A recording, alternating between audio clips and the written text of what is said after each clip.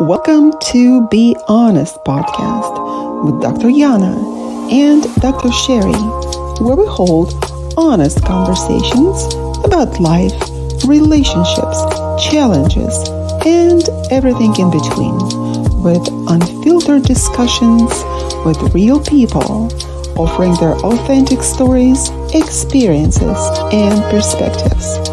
No topic is off limits and no story is too small.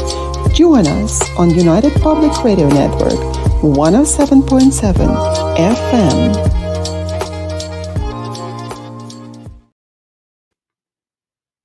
Hello, everyone listening and watching to us today.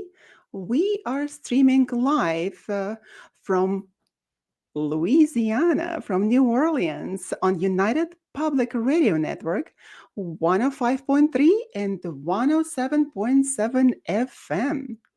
You are with us on a Be Honest podcast where we have honest relationship talks with Dr. Sherry and I. I'm Dr. Yana, and this is Dr. Sherry. Hello, Dr. Sherry. Hi, thank you. It's nice to be here from New Orleans. I'm an existential coach, helping people make sense of their existence, their purpose, and meaning in life. And I hope to bring a lot of meaning to the table today.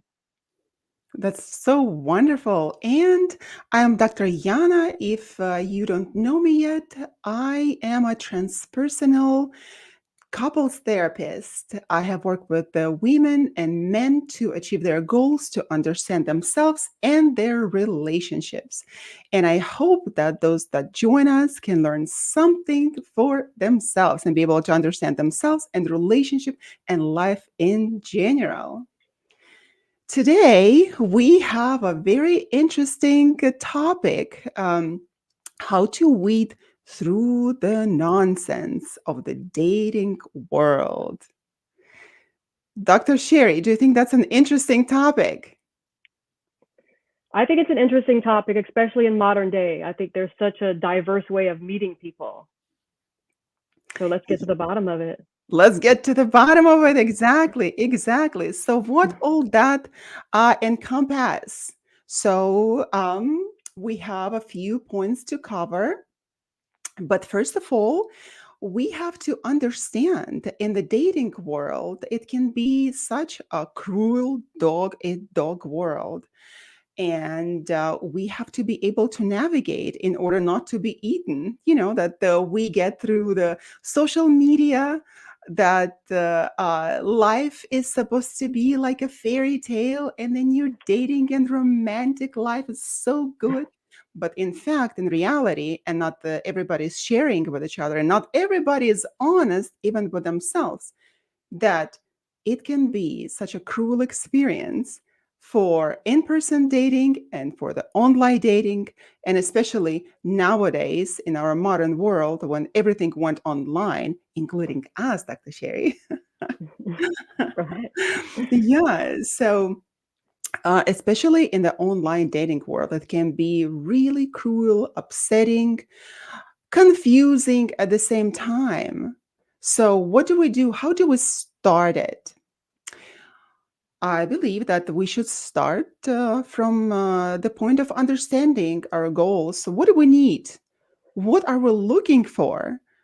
And to be completely honest with ourselves, not so much with other people at the very beginning, but to be honest with yourself. What are you looking for exactly?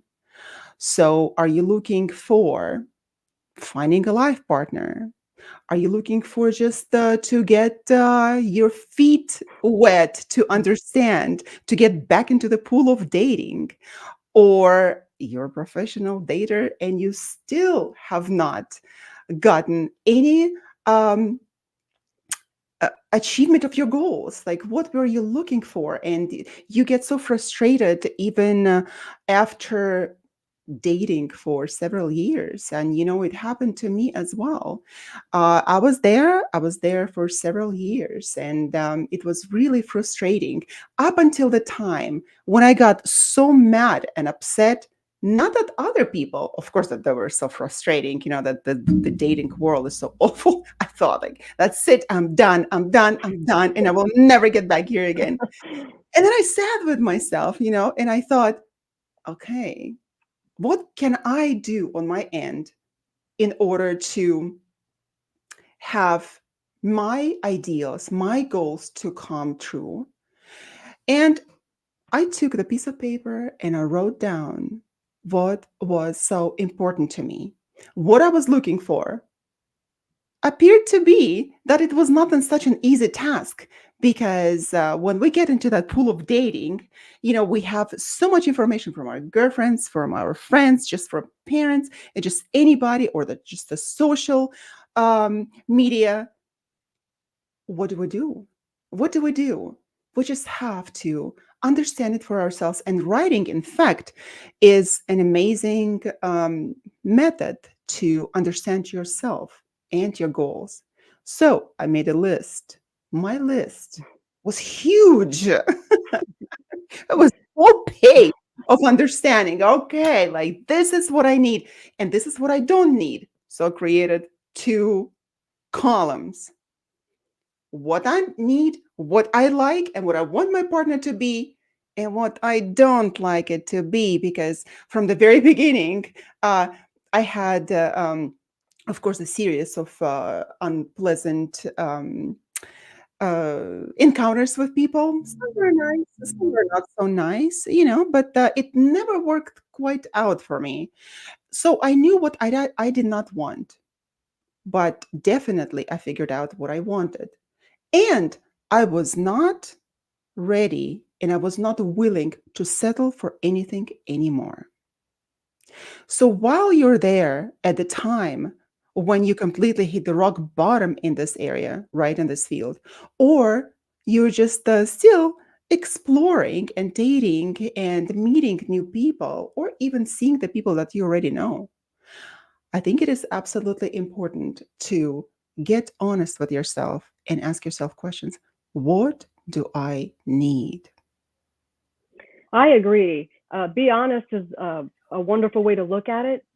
If you can sit with yourself and be able to provide what you're seeking in someone else to them and to yourself, you have to be able to provide to yourself what you're also looking for in another person, I believe.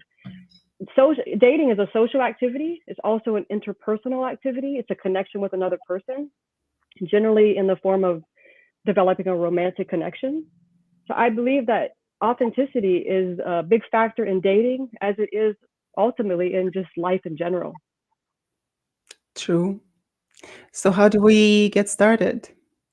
Well, we have to clarify our intentions first by taking a piece of paper and writing it all down for ourselves. And we don't have to make it public to to publish it on social media. These are my lists. Everyone who is remotely comparable to my list, come on along, because that can be so difficult in terms of once we become honest with other people as well about our needs and desires, those people can actually also be deceptive. They can be deceptive because they may not be honest with themselves, and they are not honest with you.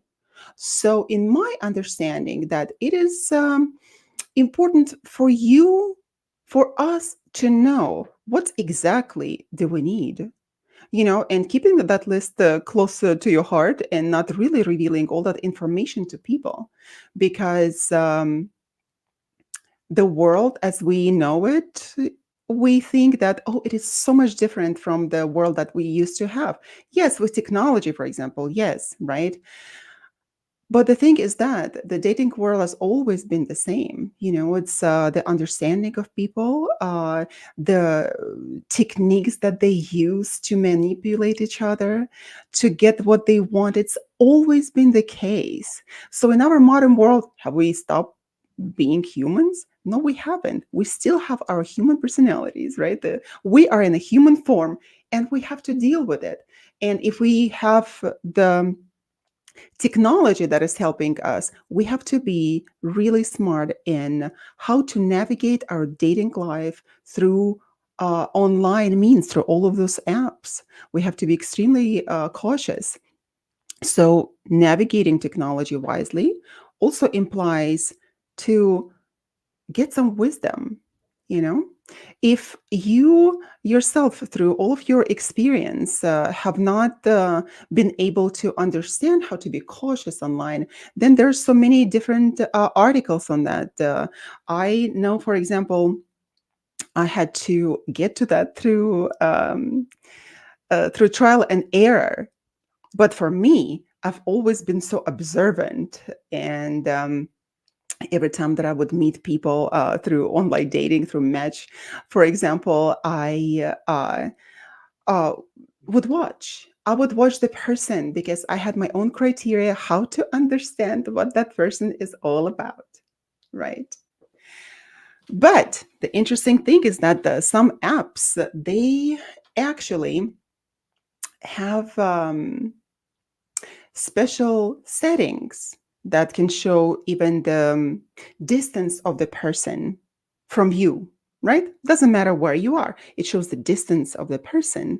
So there is a lot of deception going on with people, in fact, being scammers from different countries, from third, fourth, 10th world countries, trying to scam people in different cities, different countries, and thousands and thousands miles away. Well, that, if it is available, that we know it, right? What if it is not available?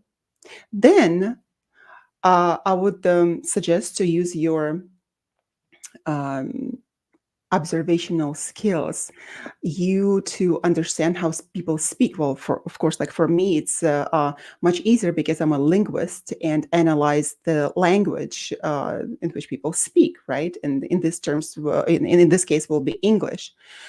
So to me, also being the university professor, I always analyze even the handwriting and even the uh, emails, all the papers, and I know how people speak. So I know that their baseline. Not always that we know the baseline of the person who is texting us through Match, for example, right? But if the person is saying that, oh, I'm from United States, I'm from California, then you have to be able to understand that that person should be speaking good English, right? And even if they claim that oh, I was born and raised in such and such state, you have to understand and be really vigilant on how the person is communicating with you, or whether they just prefer to be texting, or just uh, letting you know that, I cannot meet with you. I had a friend, she was communicating with a person online for several months, and the person never wanted to meet her. It's every single time there was something, oh, I can't do this, I can't meet with you today, or just canceling the very last second. What does it tell us as women, for example, if we're talking about us, Dr. Sherry? What does it tell us if the person cannot commit to meeting us after communicating with us online for so long, and even having conversations and text exchanges? I think in addition to being scammed or thinking about people scamming you, people don't just look out to scam people for their money. They look out for time and loneliness. Some people are sitting behind a computer because they're lonely. They don't want to show their face. If people could understand the difference between loneliness and solitude, they would understand that just being alone, if you learn to sit with yourself and you learn to love yourself, I believe it's a Buddhist quote. If you learn to love yourself, you'll never be lonely again. You can sit with yourself. And I think if someone's showing those types of patterns, again, patterns, that's another key word we can tune into here. People display patterns. All human beings display patterns in relationships. Those where red flags come in. Those are patterns that sometimes we are so lonely, or we may be in our own denial. What does denial stand for? Don't even know I'm lying. There's an acronym for that, right? It's like, because we're lying to ourselves. Because oftentimes we meet people and we see the red flags, but we don't listen to them. So when somebody doesn't want to meet you, or won't even have a face-to-face conversation with you, over FaceTime, then I think you need to take a step back and uh, resituate yourself with that individual and ask yourself, why do I continue to reach out to this person who doesn't want to see me? What is it about me? Well, a lot of the times, of course, that we seek for problems in other people and we don't see a log in our own eyes, right? We look for the speck, we see the speck in other people's eyes, but not, we don't see the log in our own. So while blaming people is one thing that I think that it is so incredible that you noted the love component here, and not necessarily to other people, right? But for ourselves. Now, what does it mean to love yourself? Is it like going to take a bath, the bubble bath with the glass of wine or champagne, to go get pampered with massages? What does it mean, in fact, Dr. Sherry? I believe love means when you love yourself, you don't seek the external to make you feel whole. You don't rely on a person, a place, or a thing to feel whole. And remember, like when we blame people, anytime we point the finger, remember where the other three fingers are pointing? They're pointing right back at us, right? I mean, we could probably go a little further into Jung, right? Whatever we irritates us in another person is what is within ourselves. So I believe it's self love is not seeking something outside of myself to feel whole, not feeling I need to have a relationship to feel whole in my own life, being content with in my own being. I believe that's self love. That is self love and not looking for the validation from the external world.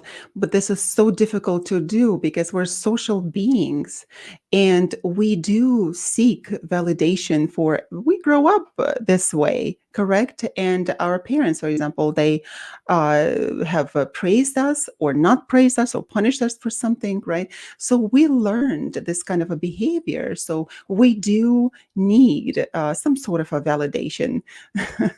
So when we post something on social media and there's no response, the healthy response would be from yourself that, okay, maybe this is not the time. Maybe it is depending on the goal, the goal of your post, right? Um, but unhealthy response would be to continuously seek and count on who said what and look at how many likes and dislikes and hearts and thumbs up did we receive. So that is Right. unhealthy behavior. That is Well, unhealthy. it's We have placing. Go ahead. yeah, we have to understand that in ourselves and not to be so dependent on the outward validation, right? Because people may have ulterior motives to validate you. And depending on the type of daters, for example, we can see that in ourselves. What are Mhm. the type of daters that we have? We have casual daters, we have romantic daters, we have people who look for serious relationships, right? We are looking, we have the reserve daters, adventurous daters. There's so many different kinds that we can find themselves in it, right? They're hopeless romantics, they are rebound daters. So, in order to approach this safely, we have to say, um, people come from different ways of life, different ways and walks of life, including ourselves. And depending on the time that we entering the dating scene, we have to understand where we're coming from. For example, maybe we just ended the relationship with somebody and we are hurting and we're trying to get back on the dating scene, to also to validate our feelings, to validate that we're still attractive, that we're still smart, and we're still desirable. But with other people, it may be the same. So when you meet the person for the first time, what do you bring to the table? Hoping that you get a coffee at least, and not just the walking date that a lot of people like to do, right? Or to a dinner table. There's just think that what do we bring to it? We have to bring ourselves. We have to bring our perfect and clear understanding of our own goals. We have to bring our own boundaries, and that is a part of self love. And if it is not, if people think that the boundaries they are not, and we have to put ourselves for the service of other people, then that could be a problem. You know, loving yourself in terms of not spilling the what they call the pearls in front of swines. That's what we call it, right? And I must say, there's a lot of swine that we throw the pearls in front of, and I'm not calling those people swine, but at the same time, those people don't deserve. It's just a euphemism, and they don't deserve our attention and what we are able to offer to them. So, Mhm. how can we approach this first date, Dr. Sherry, in your opinion? Well, I think first you should take a little time to get to know the person. Are you speaking? I mean, with regard to a dating app, even speaking on the phone, first date, just bring yourself. Like you said, communication is key. Clarify your intentions. If you're going there seeking an expectation and seeking validation from the person, these things are not always conscious either. These are often things that are, we don't even realize that's happening to us. Sometimes we know our gut is talking to us, but we don't listen to it. So bringing to the first date, I would say open and honest communication, and behold or embrace rejection if it happens, because I think in the dating world there's going to be a lot of rejection. I think rejection is just a sign of there's an incompatibility, and rejection is what I've been told is like the creator's protection, the divine protection. So rejection is protection. There is an incredible story that I heard a long time ago, and it's such a wise story that I'd like to share. A long time ago, there was one woman in a village. She was so unhappy, and she was seeking the advice of one of the elders in the village. So she went to him and said, everyone in my life have been really every person in my life, whoever came along, whether that would be my children, my husband, or just anybody, my friends, neighbors, they've all mistreated me, and they all really treated me really badly for whatever reason. I've been always so nice and sweet to them and accommodating and giving them my last everything that I had. So, what is the problem? She asked him. So the wise man replied, do you go outside in the morning? Do you go outside naked, undressed, for everybody to see your naked body? And her reply was, how can I do that? That's impossible. Why would you even ask that question?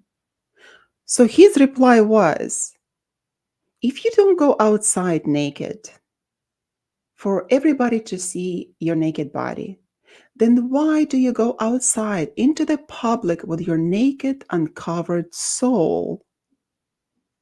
So we must be able to understand how to protect ourselves. And that is an absolutely fine thing to do.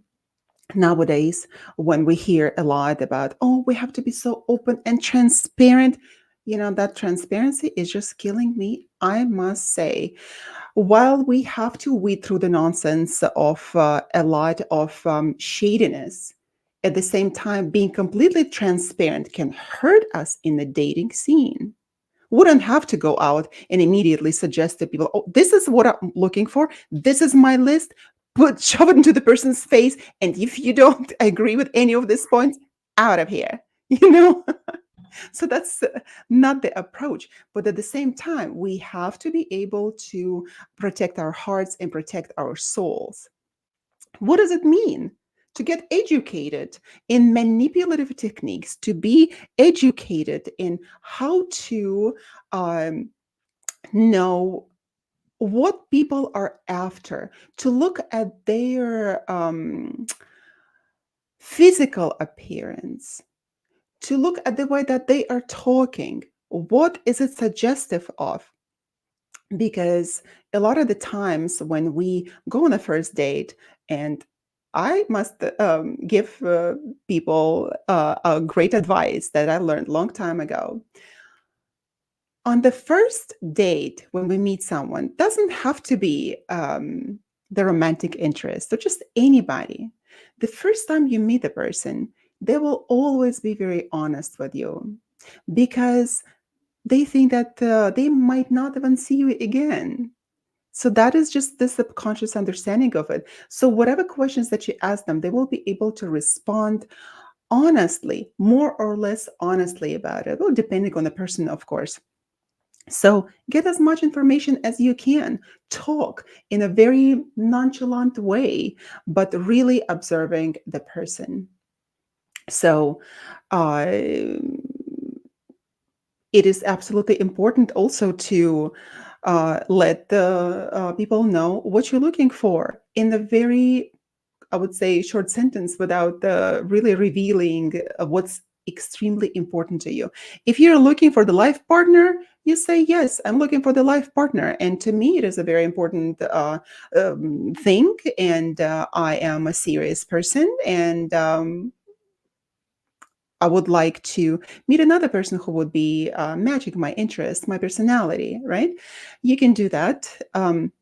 But at the same time, you should not reveal everything to the new person that you meet in terms of your likes and dislikes, because people can mirror you so easily.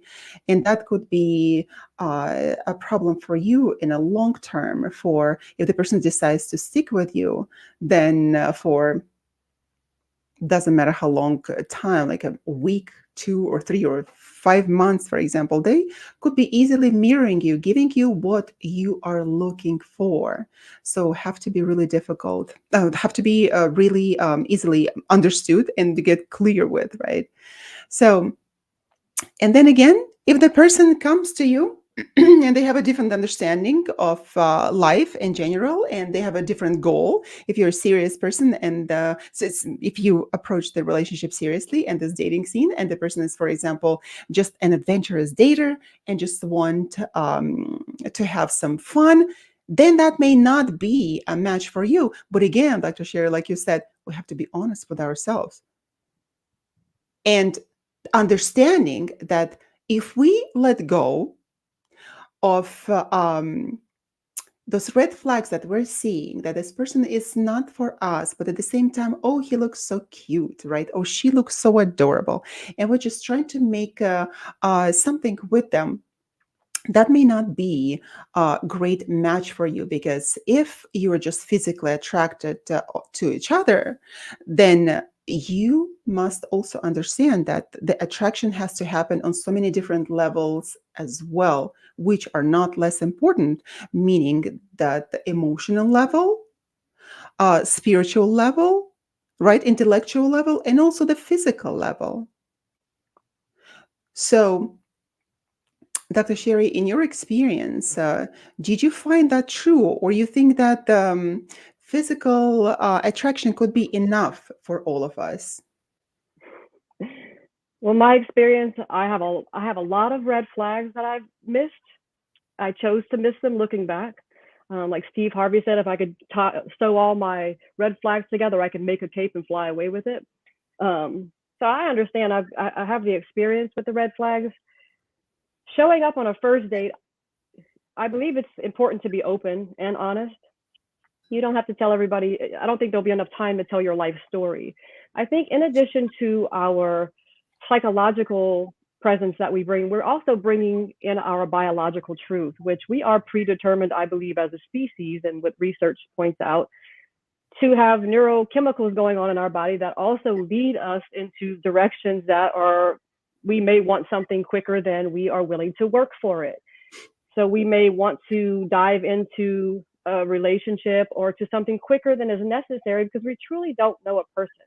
So if you have experience going into a relationship really quickly, another quote, whatever happens fast tends to ends fast. So if we dive into something really quickly and we don't know the person, you may be hanging out and you figure like 8 months down the road, you're not even compatible with this person. So I think the most important thing is to build a compatibility. Am I compatible with this person? Do my values align with this person? Can they be long term? Or as you mentioned, if you're clear with your intentions, if they just want to be casual, you can have a casual relationship if that's what you're seeking. But if you're not seeking a casual relationship and another person is, and you get hooked up on this person and they decide they want to walk out, then those are the things you have to embrace and not be shifting blame when they told you their true intentions. But that I believe it is so easy to do because the hardest thing is to look into ourselves, correct? And it is so easy to project our insecurities and blame other people. And we see that all the time. And we just look at ourselves and our own behavior, we will be able to recognize it that we are truly projecting our insecurities when that person could be a pretty good match for us as well. However, by working through our own personal problems and traumas and insecurities, and then entering the dating world would be an absolute must. Because if we don't, all those insecurities and all those traumas, they are going to be guiding our choices. So, and those choices definitely will not be the best for us. So, if we're hoping that after a very difficult, abusive relationship, we immediately go into the dating scene and we hope to find the uh, Prince Charming on the white horse galloping our way and marrying us immediately, if that is our goal, that will not be possible. So we have to take those rose tinted glasses off, right? By realistically looking at the life around us. Yes, So remove the smoking mirrors. remove that completely, because if you're putting that yourself in front of you, right, then you're not going to be able to see things clearly. And that could be, you could definitely meet a very fantastic person with whom you think that you're going to be able to build an incredible life. But if that person is so incredible and emotionally available and completely stable emotionally and financially in their life, right? And you are not, then nothing is going to be possible at that time as well. So, this is what I even discovered in myself. And also the so many men and women that I have coached. So we have to get honest. We have to get honest with ourselves at the very beginning. We have to work through whatever we're going through before even entering the dating scene. Unless it is just to get your feet wet for the social interaction, for making friends. But if we are hurting, if we have not resolved our personal issues, then we're going to bring these issues from one relationship to another. And it will be very problematic, a very, very traumatic for ourselves. Well, for another person as well, but they have a choice to leave us, right? And the patterns that you have mentioned, Dr. Sherry, the patterns is a very important thing because nowadays we can be quite naive and listen to the words that the person is saying. And I was there myself. I'm not just saying that I'm this omnipotent, almighty, the most smart, the smartest person in the world, right? I know how to navigate everything. No, but it is important to get clear with ourselves, right? Now I forgot what I was going to, Dr. Sherry. It all That's slipped into okay. subconscious. What were we talking about? Well, like we were, to sum it up metaphorically, relationships are like, you want your, like a house, a foundation. So you want to build this strong foundation to have a healthy, functional relationship. But when you go from dysfunction or having relationships that have toxic behavior that causes dysfunction in a relationship, every time you leave, when you continuously go back and just dive into the dating pool, not healing yourself, each time you go through a breakup or even a tremendous one, the foundation crumbles. So many times, myself included, I've got right back into the dating scene, dragging my house behind me in a sack because it's all rubble. So I'm trying to put a new relationship back together with this rubble instead of trying to build a new foundation, metaphorically speaking. So like what you're saying, if you don't take time to heal, you may tend to come with a broken foundation and start to self sabotage based on your own insecurities of not taking time for yourself. I think this also bleeds into attachment styles, but I think we should save that for another show because that's a whole another ball game or can of worms. Absolutely. And now, if we're talking about the rebound relationship, I did not even know what it was long time ago. And I was going from one relationship to another, carrying, like you said, the entire house of rubble, right? And I would bring the same issue into every relationship. So, to tell you my story very briefly, when it changed for me, I had to withdraw myself from the dating scene because it was one and the same relationship and with different partners again and again and again. And speaking about the patterns, if we believe something what the people are saying, it's a one thing, and then we see their action. Oh, it just may feel so nice to us, right? But however, I have learned to one very important thing, and that has been my motto for my entire life, that I don't believe what people say. I sometimes don't even believe their actions because they can be good, they can be bad, but I always believe patterns.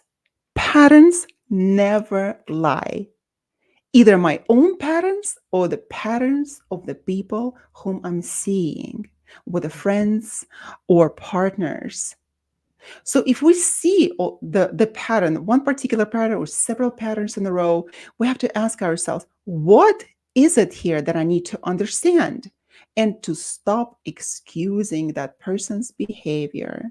Because, as human species, and especially being female, we have the tendency to forgive, to be nice in the relationship, to kind of even out the sharp corners. Um, but we need to get honest again with ourselves and say, all right, I have observed this person for quite some time. And people can actually give away their cues from the early on. And then you can say that, all right, this person promised, made several promises that he's going to do this, this, and that. And I've been waiting and I've been waiting, and he just keeps giving promises and not fulfilling them. What does it tell us?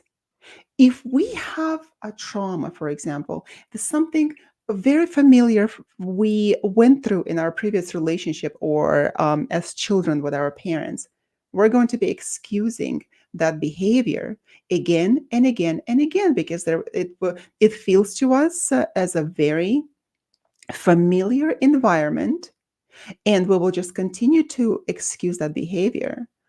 But then, how do we get out of ourselves? Because it's very uncomfortable. We cannot change the situation in our lives coming with the same framework, right? That we approach situations and problems before. We have to change it. Well, how do we do that? This is such a difficult thing to do. So, how do we approach that, Dr. Sherry? It's specifically what the patterns. Yes, how do we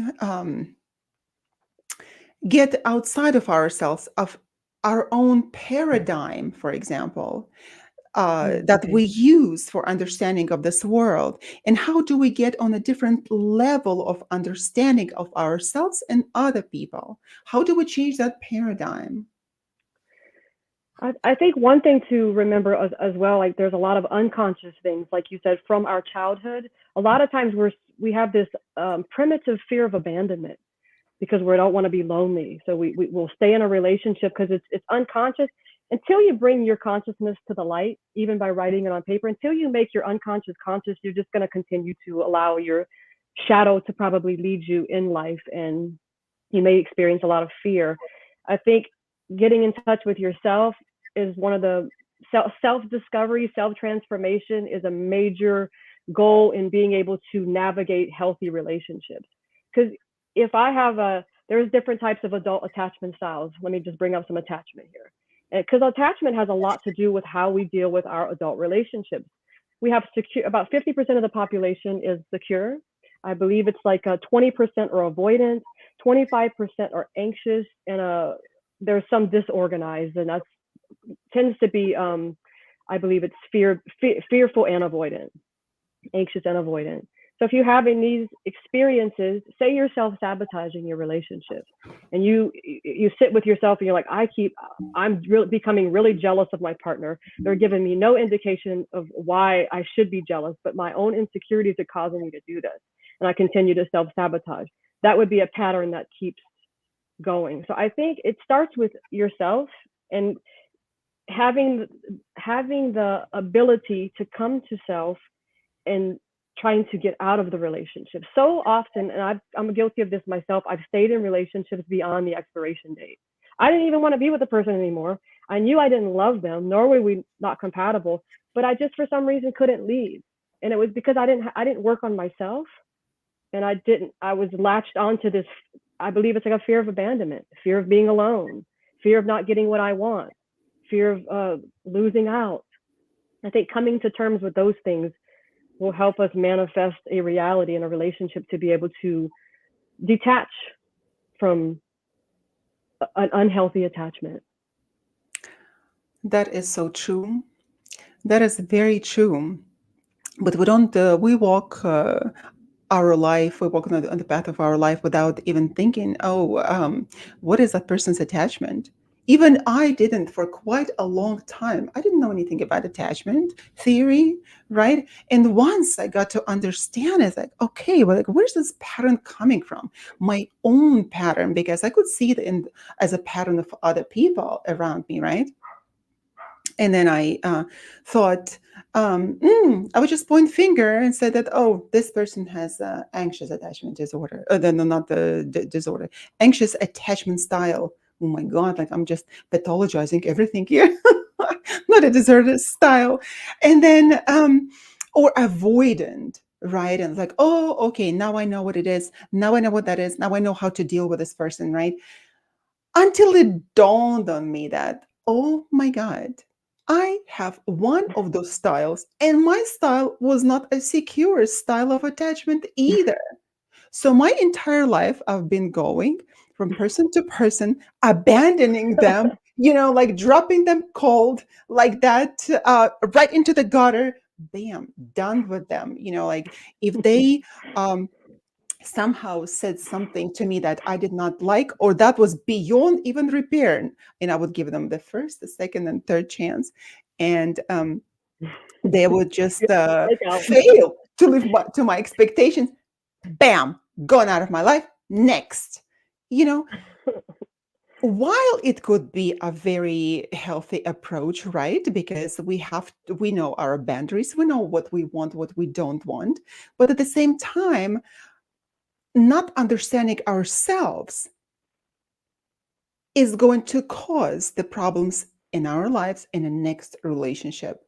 And then I wondered, why in this crazy world, why do I have the same type of a person come into my life all the time with the different faces, tall and short, and of the bold and with hair? It's like, why in the world, from the different ethnic backgrounds, even so different countries? So I had European boyfriends, and I had American, and I had all sorts, but then all would be the same, with the same type of a personality, because it felt familiar to me in the first place.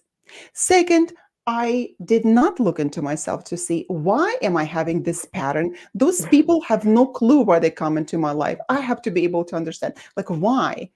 And for that, in order to do that, we have to stop. We have to stop. We have sometimes there is an epiphany when we hit the rock bottom, right? Okay, I can't go like that anymore. This is it. I'm destroyed, um, emotionally, financially. I can't go on like that.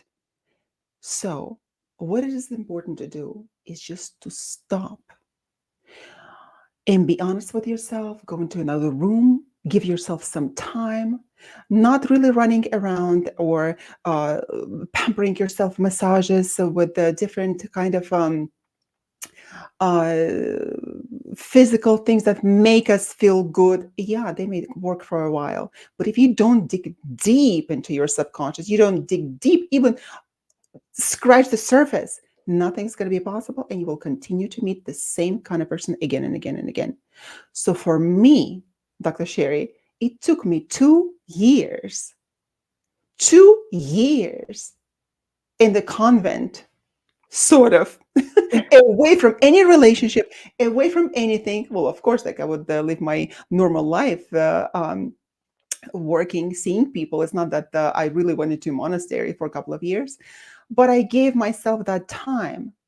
And up until I decided what is important to me, why am I having these patterns? Why am I settling for all of this wrong partners? Why am I excusing this behavior? Once I found it, then I was able to get out of my solitude.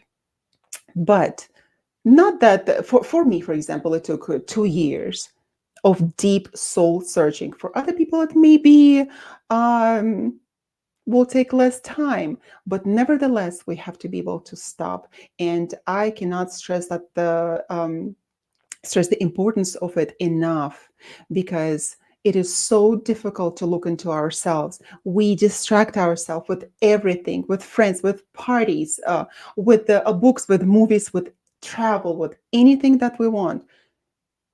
So we would not look into ourselves. That is the most important thing. So I did it. And after that, I was able to find a life partner that would be of what I wanted him to be. Because before, whatever I wanted would manifest, right? And the interesting thing is that if we talk about manifestation, our new age manifestation, whatever you wanted manifest, right? I was able to do everything, everything. For me, that came easy to the um, to little bitty details. If I, for example, if I saw a nice looking man with a great personality, right? And really attractive, and I'm like, oh, I really like him. Met one guy at the library studying, and he was married at the time, and he was just a very interesting person, very nice and polite, and something that I really wanted to have in my life. But of course, the person being married, it is of uh, um, out of the question. But I thought to myself, oh, how nice it would be to have this kind of a man in my life, this type of a man in my life. Before you know it, 6 months went by. I got this same exact person, not the same man, but looking the same height, the same personality, looking the same facial features, even the teeth structure would be the same. We'll all have different, it's like they have our own personal DNA, right? The shape of our teeth, even that would be the same.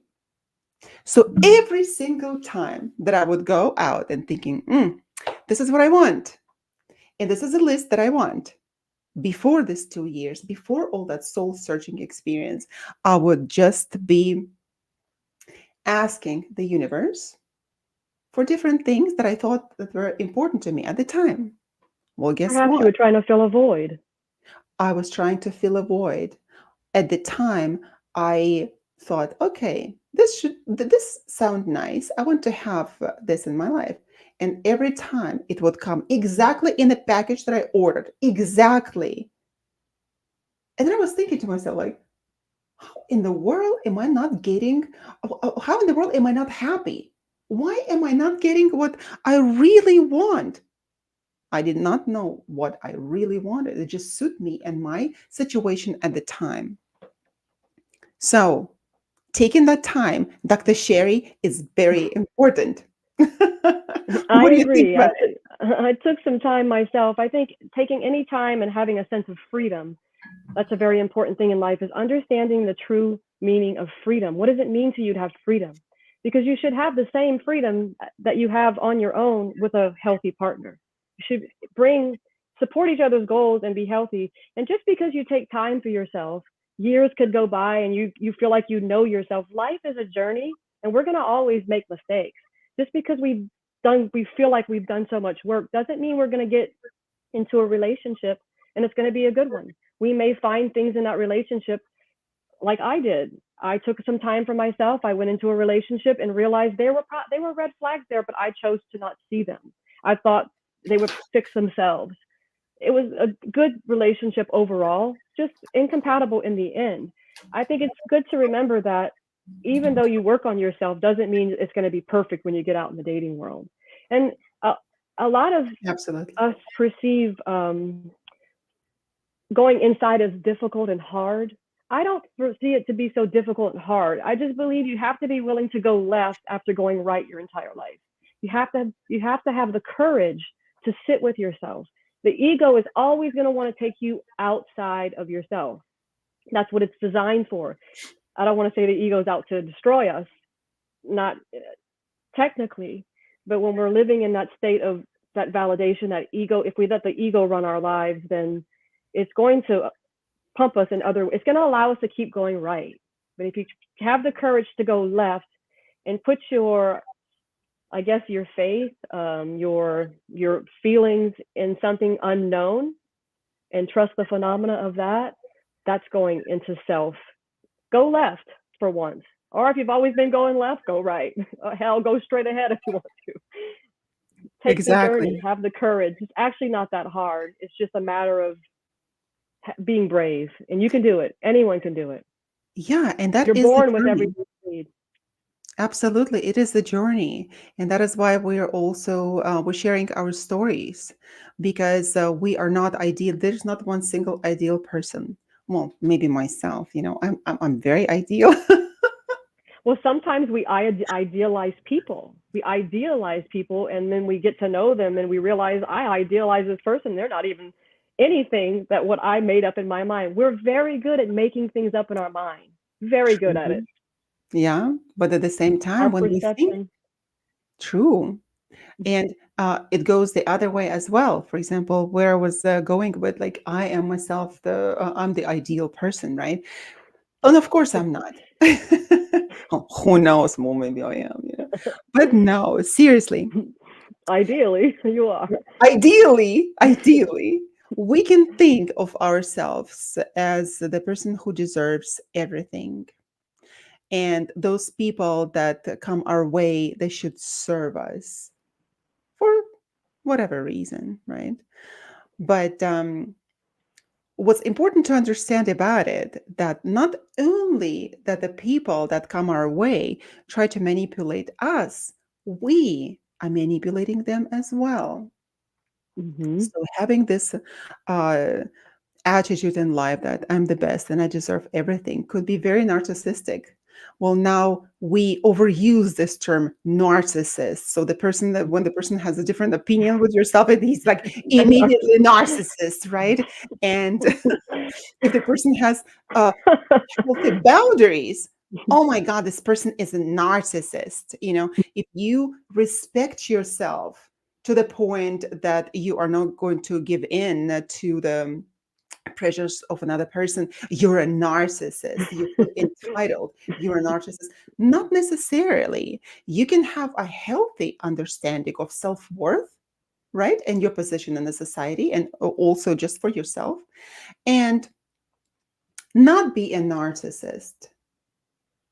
I've been thinking about that for quite a long time that we must be able to love ourselves in a healthy way and not feeling entitled that everyone out there is supposed to serve us and bring us what we want. That Yeah, because I wouldn't be love. that would not be love. And then when we blame others for being narcissistic, there is huge valid reason why we do that because um, we have a highly narcissistic society that is being promoted through social media, through our friends, even, right? The movies. Look at our politicians. There's so much narcissism going on as well. So our society validates this kind of behavior. So while there are true pathological narcissists out there that are um, that have predatorial behavior, we have to also be able to recognize those kind of symptoms in ourselves. Well, not the symptoms, but the signs in ourselves. Because narcissistic personality disorder, if we look at it, not everyone has it, you know, but It could be confused with borderline personality disorder in can some be cases. confused with Yeah. borderline. Yeah, if we just go, it has to be probably the separate topic of discussion, but Hmm. it is a very valid point. But we also have to recognize that in ourselves. So, how do we, if we're not narcissistically inclined, right? How do we recognize it in other people that come our way?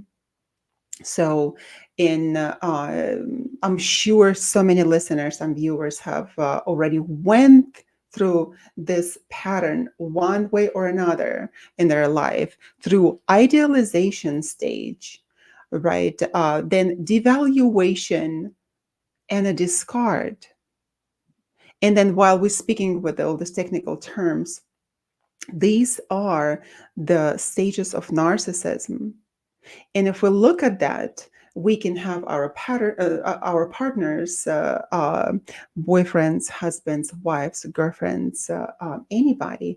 If we look at that, and we are this highly agreeable, very nice person who gives ourselves away and always want to be nice, we have to be able to recognize those patterns and say, that doesn't work for me anymore. That is too traumatic. That is too destructive. At the beginning, speaking of the online dating, if you meet the person for the first time, for the first few times and even a few months, there is a stage that is called idealization stage, which involves the notorious love bombing stage. When the person just completely does everything for you, mirrors you, loves you with flowers, with different kinds of gifts, or you travel together, you the most amazing person for them at this time, and they've never met anyone like you before, and you are so incredibly idealistically fantastically beautiful for them, and you start thinking, oh my God, I've never had it before. And so many people fall for that, including myself. Oh my God, I fell for that so many times, thinking, oh, I already know. All of this red signs, right? Red flags, and so many different signs of narcissism and manipulative behavior. And even I myself fell for that many times. So it's easy to do, but at the same time, we have to be conscious about it. And then what happens? All of a sudden, all of a sudden, they start doubting you. They stop giving you flowers. They stop wanting spending time with you.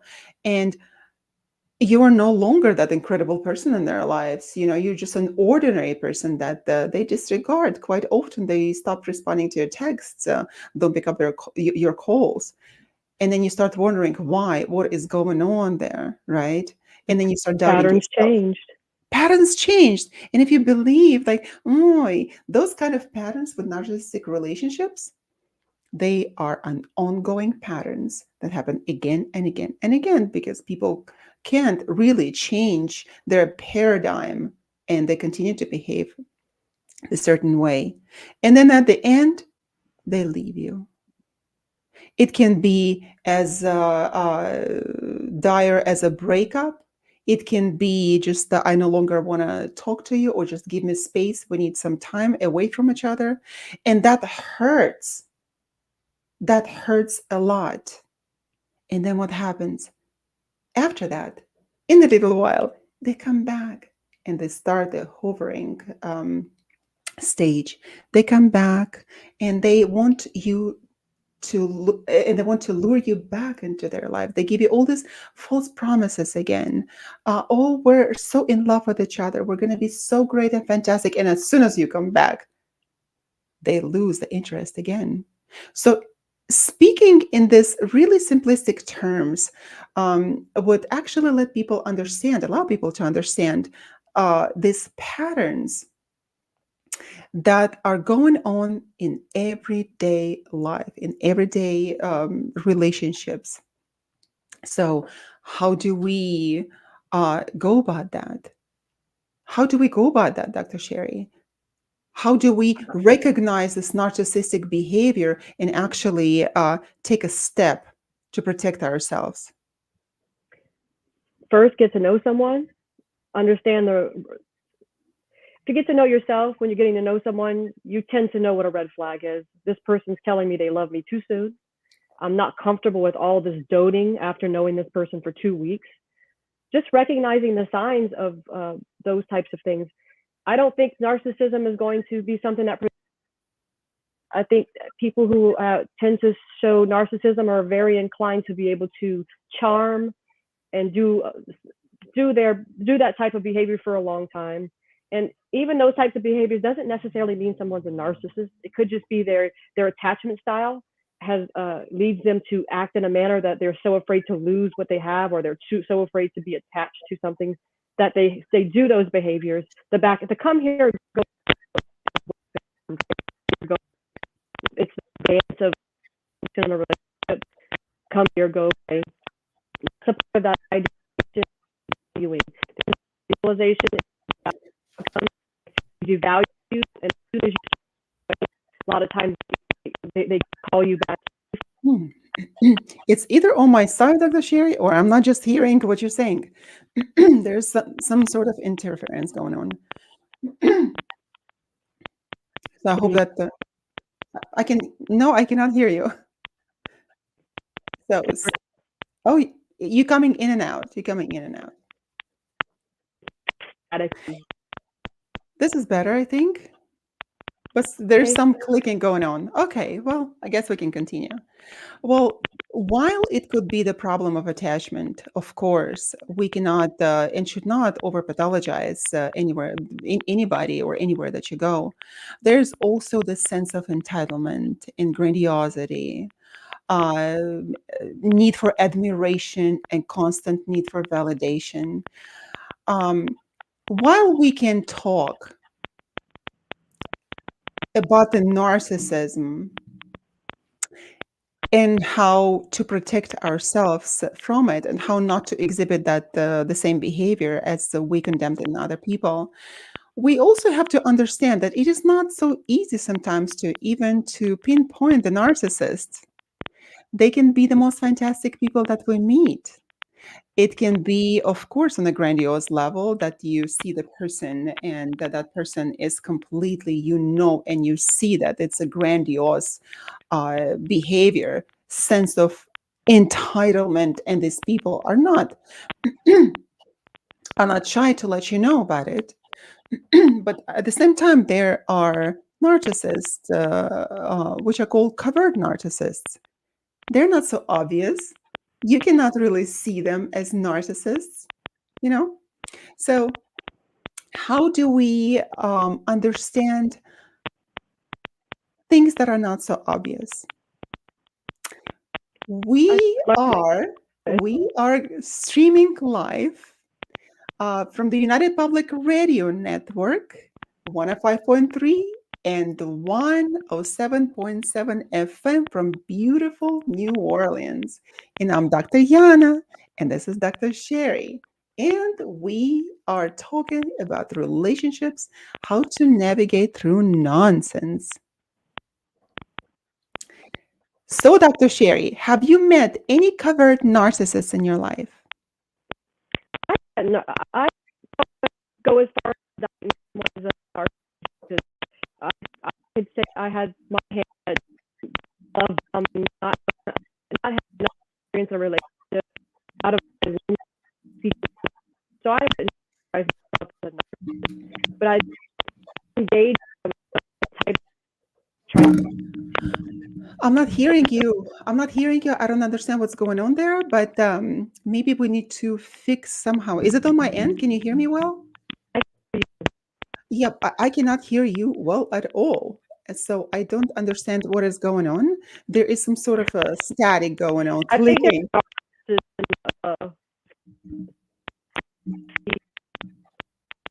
What's that? What did you say? Perhaps there's this feed. It's going in and You may, out. Maybe you can just disconnect the. Maybe there's a microphone. Maybe microphone problems. I don't know. oh, It's at your end. I see it here. It is at your end. can you hear I me? can't hear you. No, no, no. I can't hear you. Yeah, but You that has been an do it. issue in some places, I hear. Yeah, yeah, yeah. This is not the only time. So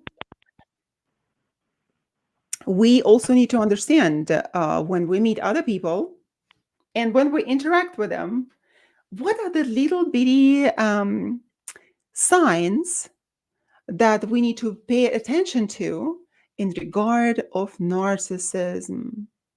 And that can be, of course, narcissistic behavior that is a part of many different psychological disorders, but the predatory behavior, we will call it the predatory behavior and a destructive behavior. So, for example, we have something that is called gaslighting, and I'm sure many people know about it, but those that don't, Dr. Sherry, could you tell us a little bit about gaslighting, if we can hear you well? Can you hear me? Oh, I can I don't hear think you. you Yes. can hear me. Oh, You can hear fantastic. me. Okay. Yeah, I was everything is just good. gaslighting you the whole time. That's Ah, it. You you know. were gaslighting me the whole time. But gaslighting, well, that's a huge one. That's basically manipulating someone into believing something that perhaps happened to them when it actually didn't. Do you have any examples in your personal life, Dr. Yana, Well, in my of being personal life, yes, gaslit, yes, yes, yes, or like yes. in your personal experience? My personal experience, I had so much of that. And before, I didn't know anything about gaslighting. And, you know, it is so incredible that nowadays the youth knows more about it than we do at our age.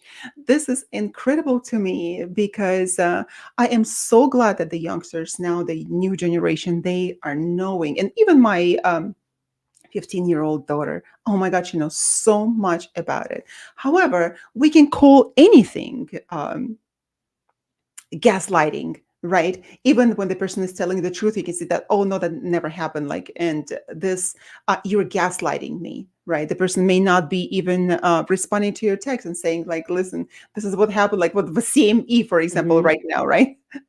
The Yeah. technology problems, right? The sun is overly active nowadays, and today there electromagnetic storm today, and radio blackouts and everything. So there could be problems with communication, right? And we can immediately assume that the person is lying to us. So we have to be cautious about labeling. Everything as gaslighting, but at the same time, it is a very serious issue.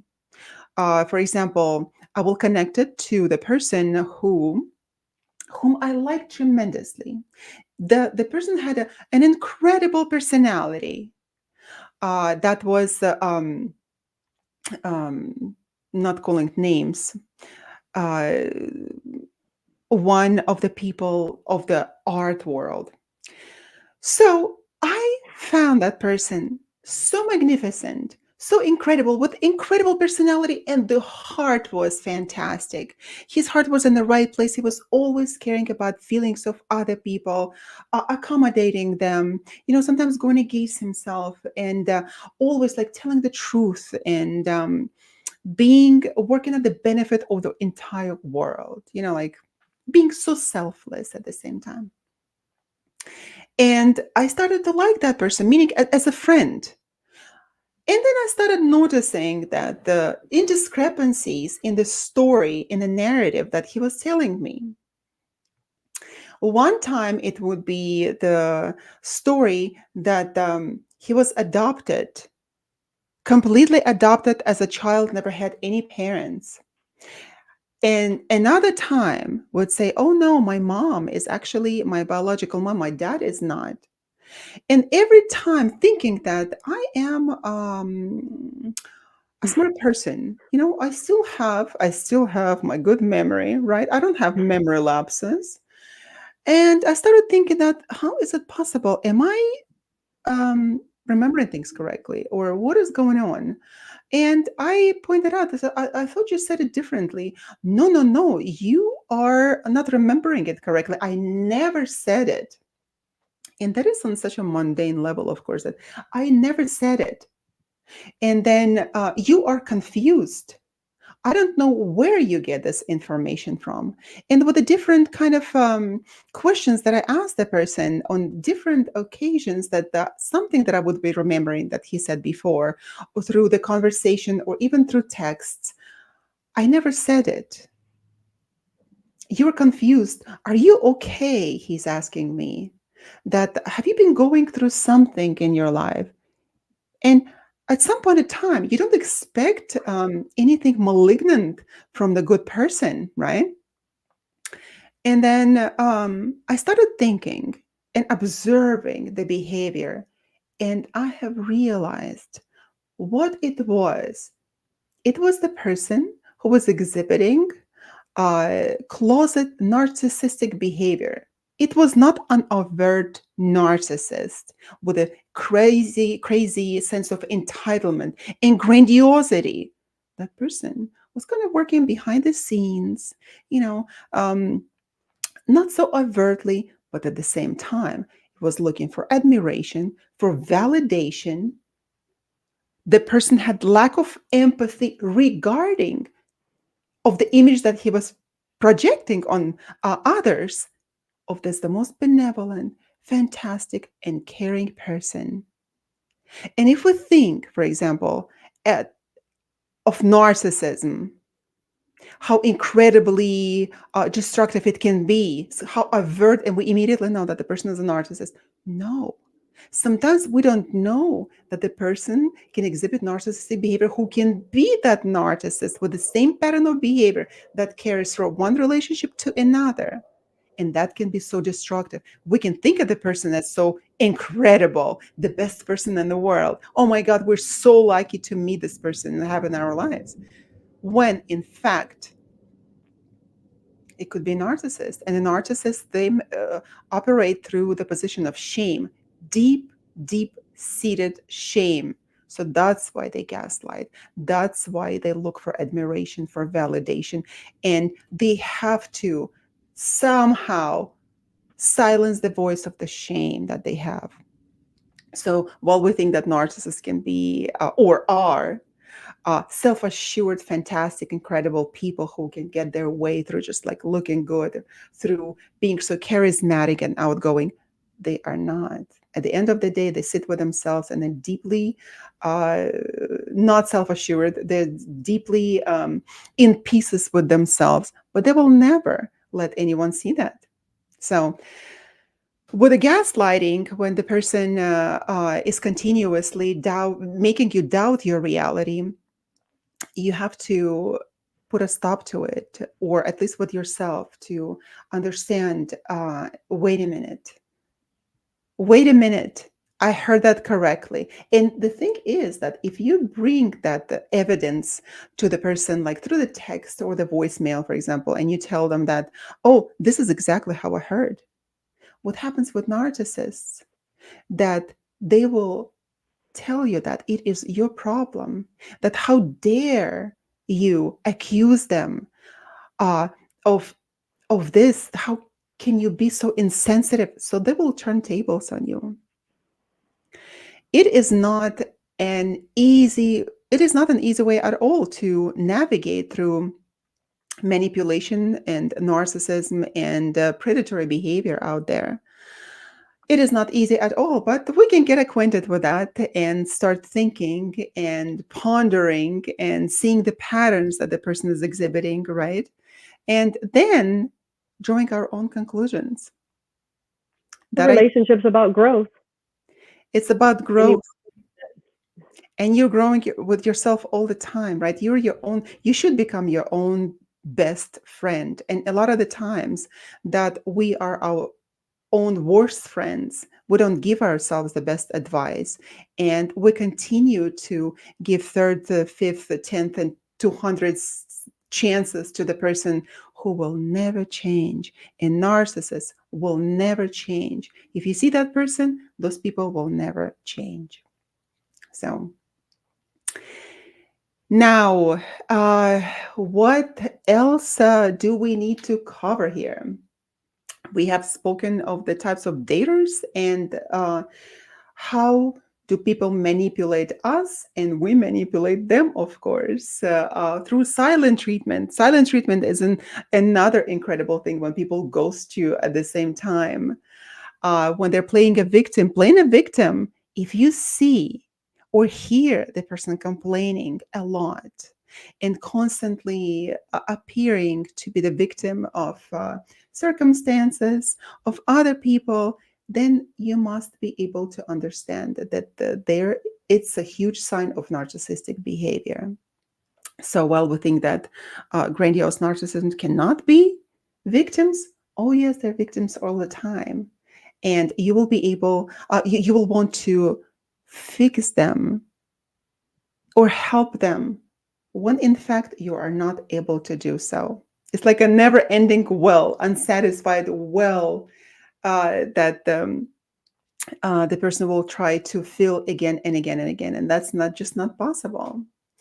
So, spoke about gaslighting, emotional manipulation, then deceptive communication. With the deceptive communication, we should make it actually the separate topic of discussion, Dr. Sherry, how to recognize deception. How do people lie to you? Of course, we cannot really cover that in just a few minutes, but that is a very, very pertinent topic because we lie to people and they lie to us. Not necessarily that we should go outside into the world not protecting ourselves and we should be telling the truth all the time, right? No, but people lie, and sometimes they lie blindly by giving you the information that you want to hear. So if And you're out sometimes we there, lie to ourselves. what's that? Sometimes we lie to ourselves. Oh, I'm a Mm. master. I was a master of lying to myself. Oh, I just loved it, you know? I just, and I'm sure that many people are the same way up until the time that I decided to be brutally honest with myself. You know, it was not pleasant at all. I must tell you, Mm-mm. to be honest with yourself is not pleasant at all. So it may feel really unsettling sometimes because what That's all you about taking a different path. Because once you take that path and you embrace it, I believe it's one of the most beautiful feelings in the world. I mean, what can be better than honesty? that's Not what much. we think, my dear. That's what we think. But it can be so unsettling. And even with myself, when I understood that I also have uh, the unhealthy attachment style, the anxious attachment style, when I understood that, it was so unpleasant for me that, and I thought myself as having a secure attachment style. I've always been the um, I've always been behaving correctly, seeing that in other people, oh, it's their fault. You know, it is my fault as well. So, but it was very unsettling. It was painful. It was painful because that changes your own narrative of yourself, of your life story. So you have one image of yourself, and all of a sudden you think that that is not the truth. So, To know truth, strength, you must know pain, yeah, right? yeah, yeah, It gets yeah. you there. It gets you there. It may be unsettling, but at the end of the day, to become honest with yourself, I think it feels you have a feeling of goodness inside of you, even though you have to what is often called grieve these things of us, grieve the person that I was, and embrace the person I'm becoming. Because I think it's important to also note that those people, including ourselves, we often sometimes slip into victimhood, own lives, because it's just the pattern that we in our life. So I wouldn't necessarily. I wanted to clarify that perhaps just in case others listening, that just because someone's in victimhood doesn't necessarily make them a narcissist. when it is temporary, when it is temporary and we Right. deal with it and we When get it's out of that fleeting. situation that we're in. But when it is a Yes. continuous pattern that people are exhibiting and talk about them, how they have been mistreated their entire life through their parents, through their friends, how they've been mistreated at the work, that their boss is the worst person in the world, right? Then that can be problematic. If you hear that on a continuous basis, then that's the problem. Looks like Yes. That's, we were frozen here for a little bit, and we're blaming the are you sun ghosting here. us now? We are blaming the sun. Are you ghosting us? Yeah, so things have stopped on my end. At least we can Well, hear each I can other, hear which you. is good. Yeah. So what about how about rejection and enjoying the process of being out there and dating? Not to always look at it as a downward spiral. What are your thoughts on enjoying the moment and dealing with rejection and not making rejection attached to your self-worth? Well, then it is a dog eat dog world. There is the in the online dating. So how do we go about the rejection? We should not take it personally. We should take it transpersonally, knowing that we all come from different places. We come from different stories and understanding of life and relationship with our own different baggage, whether we dealt with that or not. So the rejection can be perceived very personally when it is in fact not. Looks like I completely lost everyone here. So Sherry, can you hear me? Or can I you can see me? hear you. Oh, I'm back. I'm No, back. Sherry, you're back. You're back. It's all the sun, sun, sun. Oh, okay. My Siri is talking to me. And I have the British voice, of course, because that's the only one that understands my accent when I give him directions or asking the questions. This is so funny. Yeah. So now we're all back. And yeah. that is, could be, that is the problem. Okay. So we have been having all these technical difficulties. We better we With better bring the show to an rejection. end. And I've been having Yes. all these clicks and everything, and it's so distractive. We have been streaming live from United Public Radio Network 105.3, 107.7 FM. And we have been your hosts. I am Dr. Yana, and this is Dr. Sherry. We are bringing you the honest conversations about the relationships, and not one single topic is too small, not one single story is not told. So we're going to be talking about everything. So if you have any questions, come and ask us. Please join us live or in recording. Ask us questions. We'll be happy to respond to them. And thank you for joining us today. Goodbye.